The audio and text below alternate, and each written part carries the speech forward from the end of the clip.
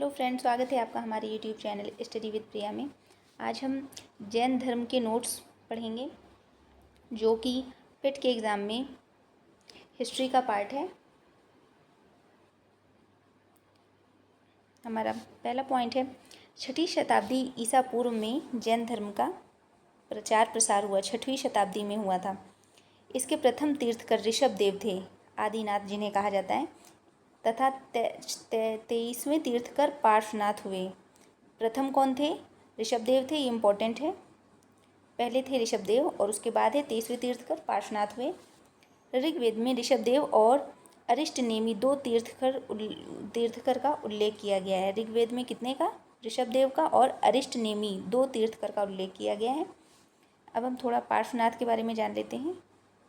हमारे सिलेबस में तो केवल महावीर हैं, लेकिन थोड़ी जानकारी इनके बारे में भी रख लेते हैं। छोटा सा है। पार्श्वनाथ जैन धर्म के 23वें तीर्थकर थे। कौन से थे? 23वें तीर्थंकर थे। अगला हमारा पॉइंट है, इनकी माता वामा और पत्नी प्रभावती थी। पार्श्वनाथ बनारस के राजा अश्वसेन के पुत्र थे। 30 वर्ष की अवस्था में इन्होंने गृह त्याग कर दिया और 83 दिनों तक तपस्या के पश्चात इन्हें कैवल्य की प्राप्ति हुई और 100 वर्ष की आयु में बंगाल के सम्मेद शिखर पर्वत पर इन्होंने, ये एग्जाम में आता है कि किसने कहाँ पे प्राण त्यागे थे, तो इन्होंने सम्मेद शिखर पर्वत पर इन्होंने शरीर त्यागा था। इन्होंने 4 उपदेश दिए थे, अहिंसा, सत्य, अस्तेय, परिग्रह। और पार्श्वनाथ के अनुयायियों को क्या कहा जाता है? निर्ग्रंथ कहा जाता था। और पार्श्वनाथ का प्रतीक चिन्ह सर्प था। यहाँ पर सभी के जो भी तीर्थंकर हैं उनके प्रतीक हैं। इसमें पार्श्वनाथ का सर्प है। याद करने का तरीका, ये जो रा लगा है पार्श्वनाथ के ऊपर और सर्प में जो रा लगा है, तो फिर इससे आप समझ लीजिएगा कि ये इन्हीं के हैं। अगला हमारा है महावीर स्वामी, ये हमारे टॉपिक का है। चलिए देखते हैं। जैन धर्म के 24वें व अंतिम तीर्थकर थे। देखिए 23वें तीर्थकर तो हम लोग जान गए कौन है, पार्श्वनाथ है। और 24वें कौन है? 24वें हमारे महावीर स्वामी। इनका जन्म 540 और 599, इन दोनों में से, क्योंकि कई विद्वान रहते हैं तो सभी का मत अलग अलग है, इस वजह से इसमें 2 दिया गया है। वैशाली के निकट कुंड ग्राम में हुआ था। इनके पिता का नाम सिद्धार्थ था और जो यात्रज्ञ क्षत्रियों के संघ के प्रधान। माता का नाम त्रिशला अथवा विदेह दत्ता था। इनकी माता का नाम क्या था? त्रिशला था, विदेह दत्ता था, जो कि लिच्छवी प्रमुख चेटक की बहन थी। ये पूछा जाता है एग्ज़ाम में कि महावीर स्वामी की माता चेटक की बहन थी, मतलब कई दे देता है। अगला है, महावीर के बचपन का नाम वर्धमान था। महावीर का नाम कुंडिन्य गोत्र की कन्या यशोदा से हुआ था। महावीर की पुत्री का नाम प्रियदर्शनी अड़ोजा था, जिसका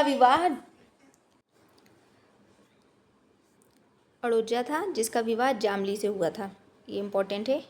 जामली महावीर के प्रथम शिष्य थे, जिसके बाद महावीर से मतभेद होने पर बहुतरवाद संप्रदाय इन्होंने चलाया। 30 वर्ष की आयु में अग्रज नंदीवर्धन से आज्ञा लेकर इन्होंने गृह त्याग किया। नालंदा में उनकी भेंट मखली पुत्र गौशल, ये इनके गुरु थे, से हुई। गौशल जो है, इसमें गलत प्रिंट हो गया, बाद में आजीवक संप्रदाय की स्थापना की थी। मखलीपुत्र गौशल ने आजीवक संप्रदाय की स्थापना की थी। इम्पोर्टेंट पॉइंट है। 12 वर्ष की तपस्या में के पश्चात महावीर स्वामी की जुम्भिक ग्राम के समीप ऋजुपालिका नदी, इनकी ऋजुपालिका नदी है, और उसमें हमने जब पिछले में पढ़ा था कि महात्मा बुद्ध किस नदी के किनारे थे? वे निरंजना नदी के किनारे उन्होंने ज्ञान प्राप्त किया था, और इन्होंने ऋजुपालिका नदी के तट पर साल वृक्ष के नीचे इन्होंने कैवल्य प्राप्त किया था। और उन्होंने पीपल के नीचे उन्होंने पाया था, उसी को बोधि वृक्ष कहा जाता है। तत्पश्चात इन्हें केवलिन, जिन, अरहंत, निर्गंथ और महावीर कहा गया। हमारा अगला पॉइंट है, आचरणाग सूत्र और कल्प सूत्र में महावीर को कठोर तपस्या का वर्णन है। महावीर ने प्रथम उपदेश राजगृह के वितुलाचल पर्वत पर किया। बिंबसार और अजात शत्रु भी जैन धर्म के पोषक थे। ये जैन धर्म के पोषक थे। चंद्रगुप्त मौर्य ने अंतिम दिनों में जैन धर्म ग्रहण कर लिया था और श्रावण बेला चले गए थे। यहाँ पर ये श्रावण बेला चले गए थे चंद्रगुप्त मौर्य, और 72 वर्ष की आयु में 468 या 527 ईस्वी पूर्व में इनकी मृत्यु पावापुरी में हो गई थी। इंपॉर्टेंट पॉइंट, मृत्यु, जन्म, माता पिता का नाम, पत्नी का नाम, किस कुल से संबंधित थे, उनके गुरु का नाम, और किस नदी के किनारे उन्हें ज्ञान प्राप्त हुआ, ये सब क्वेश्चन आते हैं। तो इनकी मृत्यु कहाँ, पावापुरी में हुई थी। और क्या है इनके बारे में, इनकी मृत्यु को जैन मत में निर्वाण कहा जाता है। मृत्यु हो गई थी, इसको निर्वाण कहा गया। और अगला हमारा पॉइंट है, महावीर स्वामी ने जीवन काल में ही धर्म प्रचार के लिए जैन संघ की स्थापना कर दी थी। शिष्यों को गणों में विभाजित कर दिया था तथा गणों का प्रधान गणधर कहलाता था। इनकी संख्या 11 थी। महावीर की मृत्यु के समय केवल सुधर्मन ही शेष जीवित बचा था, जो महावीर के पश्चात संघ का प्रथम अध्यक्ष बना। अब देख लेते हैं महावीर की शिक्षाएं क्या थीं। महावीर की शिक्षाएं थीं, पार्श्वनाथ ने भिक्षुओं के लिए 4 व्रतों का विधान किया था, सत्य, अहिंसा, असत्य, अस्तेय, अपरिग्रह। परंतु महावीर ने 5वां व्रत इसमें जोड़ दिया, ब्रह्मचर्य भी जोड़ दिया।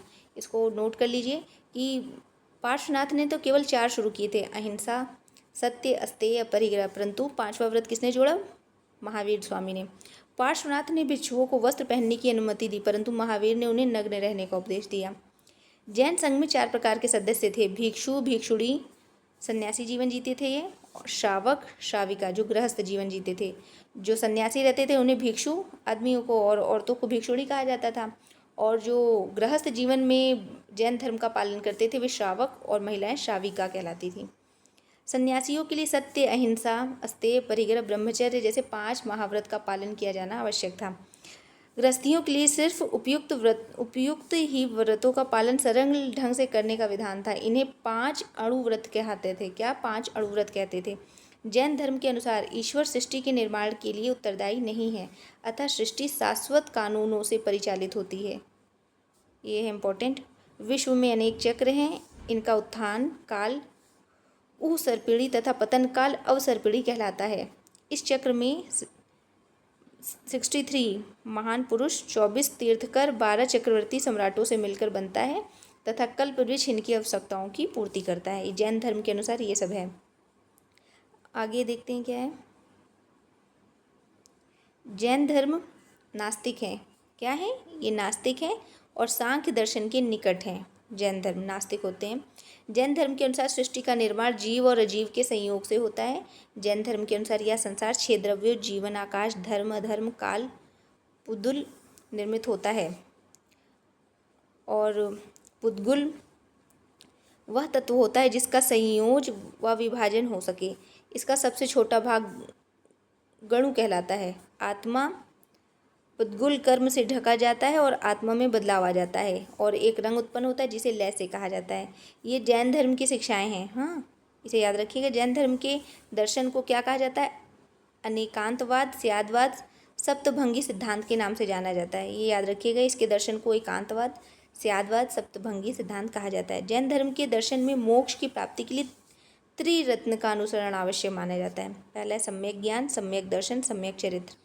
सम्यक ज्ञान क्या है, संदेह रहित और वास्तविक ज्ञान जो पूर्ण हो वो सम्यक ज्ञान है। संदेह रहित और वास्तविक ज्ञान को इसमें सम्यक ज्ञान कहा गया है।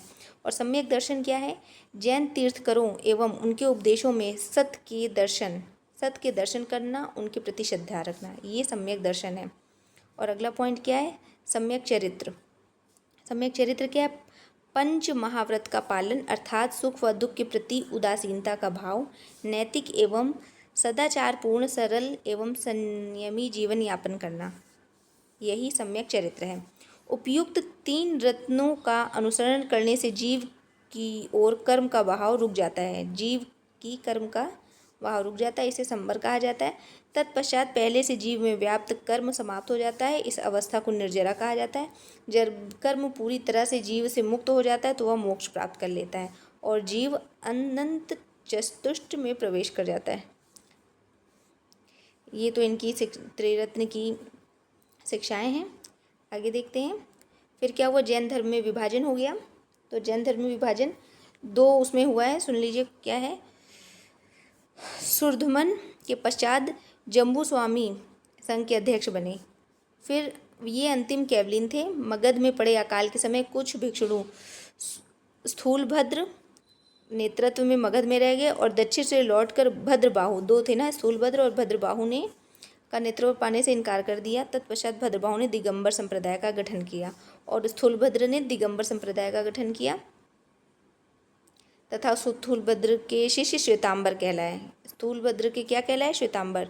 तो इस तरह दिगंबर और श्वेतांबर दो